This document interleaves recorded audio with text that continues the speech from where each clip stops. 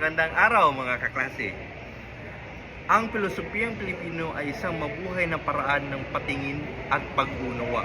Isang mapagnuring makikipag-ugnayan sa realidad na umabusong mula sa ugnayang wika at gawa, kung saan katotohanan ay hahawak sa pamamagitan sa kapilalako sa kapwa, hindi sa hiwalay sa aprikasyon.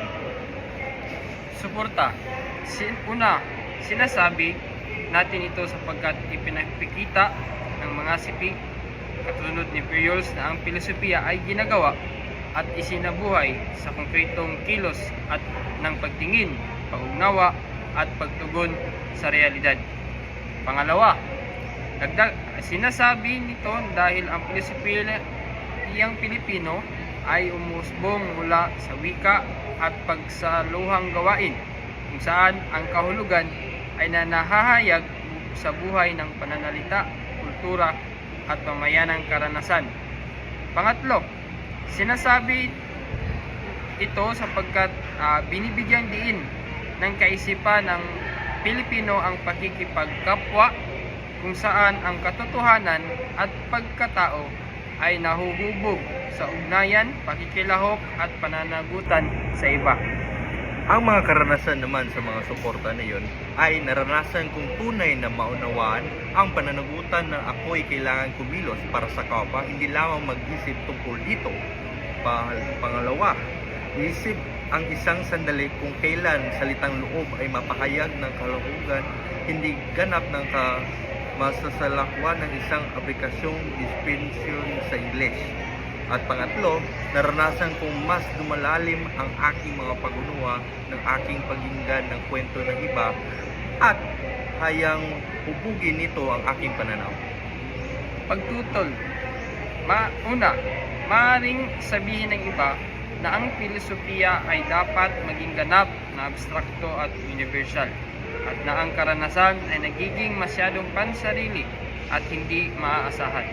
Pangalawa, tumutol ang iba na ang pagbabatay ng filosofiya sa wika ay nagiging simple, pagpapahayag lamang ng kultura at hindi tunay na filosopikong pagsisiyasat.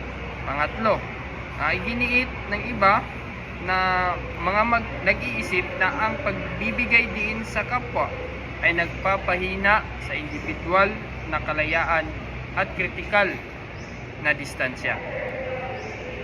At ang mga sagot naman dito sa mga pagtutulo ay sinasagot natin sa karanasan ay hindi sa lungkot sa pagiging universal na katotohanan. Hindi ito mismo ang unang lugar kung saan naging malinaw at makahulugan ang katotohanan.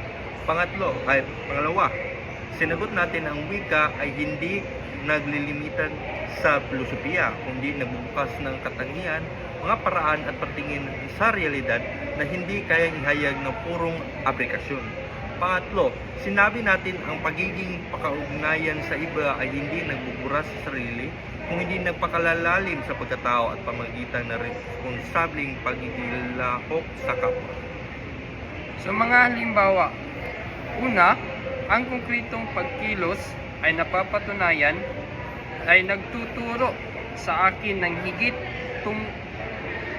tungkol sa tungkuling moral kaysa sa mga definisyong aking minimorya. Pangalawa,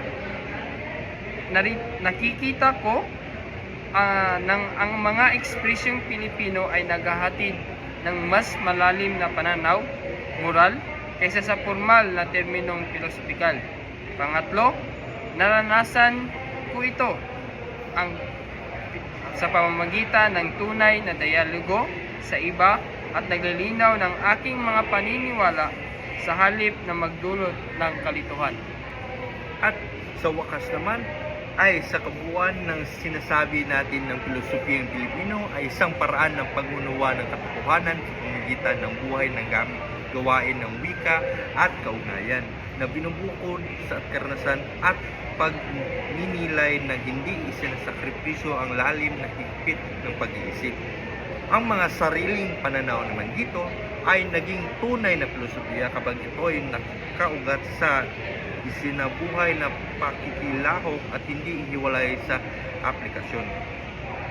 Pangalawa, hinahabog ng wika ay paraan ng paglitaw ng katotohanan at hindi ito maaring ihiwalay sa kaugnayan. At pangatlo naman ay naging ganap sa sariling pamamagitang responsabling kaugnayan sa kapwa. Kasing pinapasulyap-sulyap, nagpapapansin sa'yo, umabot sa Aplikasyon. Sa aking buhay ngayon, tinatrato ko ang pagkatuto bilang isang bagay na dapat isabuhay at isagawa at hindi lamang pag-aralan. Pangalawa, mas nagiging mapagmatyag ako sa wika bilang gabay sa kahulugan ng mga karanasan sa araw-araw. At sa panghuli, hinahanap ko ang katotohanan sa pamamagitan ng dialogo at malasakit sa kapwa sa halip na sa hiwalay at nag-iisang pag-iisip. Yan lang po at salamat sa pagkikinig.